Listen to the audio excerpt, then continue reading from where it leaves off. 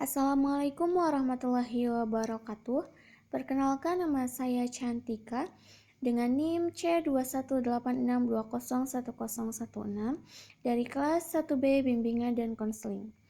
Di sini saya akan mempresentasikan tentang materi syirik di zaman modern. Dalam pembahasan yang pertama ada pengertian syirik modern.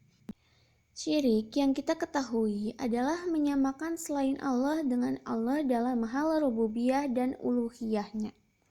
Syirik yang berkembang pada zaman dahulu adalah syirik jali, yaitu mempersekutukan Allah secara terang-terangan.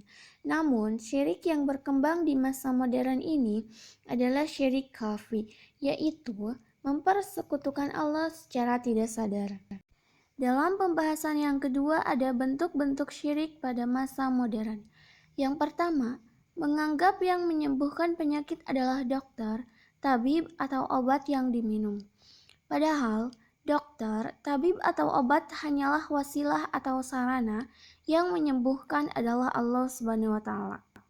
Yang kedua, menganggap tubuh tetap sehat dan bugar karena pola makan yang seimbang atau olahraga yang teratur. Yang ketiga, jabatan yang diperoleh karena kepintaran, kedekatan, atau kepiawaiannya memanfaatkan bantuan orang lain. Yang keempat, panen melimpah karena keprofesionalannya mengolah tanah pertanian yang menumbuhkan tanaman adalah Allah. Yang kelima, anak-anaknya pintar karena gizi yang diberikan memberi standar gizi yang ditentukan. Allah Maha Kuasa mencerdaskan seseorang. Pembahasan yang selanjutnya ada cara menanggulangi syirik di zaman modern. Yang pertama, dengan memperdalam keimanan kita kepada Allah dan Rasul-Nya serta ajaran agama Allah yaitu Islam. Yang kedua, terbiasa dengan kerja keras dan berdoa pada Allah dalam setiap pekerjaan yang kita lakukan dan mengharapkan hasil yang terbaik hanya kepada Allah. Yang ketiga, meyakini bahwa tidak ada kekuatan dan kekuasaan yang lebih besar dibandingkan dengan kekuasaan dan kekuatan Allah Subhanahu wa Ta'ala. Yang keempat, banyak mengingat Allah Subhanahu wa Ta'ala. Dengan banyak mengingat Allah atau berzikir, berarti kita berusaha menjauhi atau menghindari perbuatan syirik tersebut.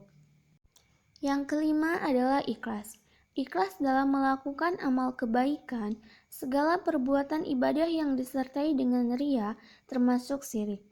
Agar terhindar dari perbuatan ini, maka setiap melakukan amal baik hendaklah dilakukan dengan penuh keikhlasan atau hanya mengharap keridhaan Allah semata.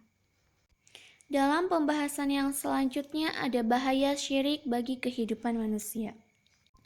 Yang pertama ada menghancurkan seluruh amal. Yang kedua, jika meninggal dalam keadaan syirik, maka tidak akan diampuni oleh Allah Subhanahu wa Ta'ala. Yang ketiga, pelakunya diharamkan masuk surga. Yang keempat, kekal di dalam neraka.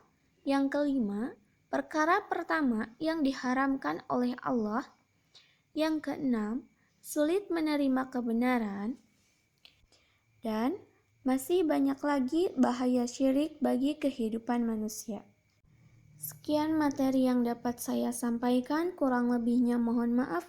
Wassalamualaikum warahmatullahi wabarakatuh.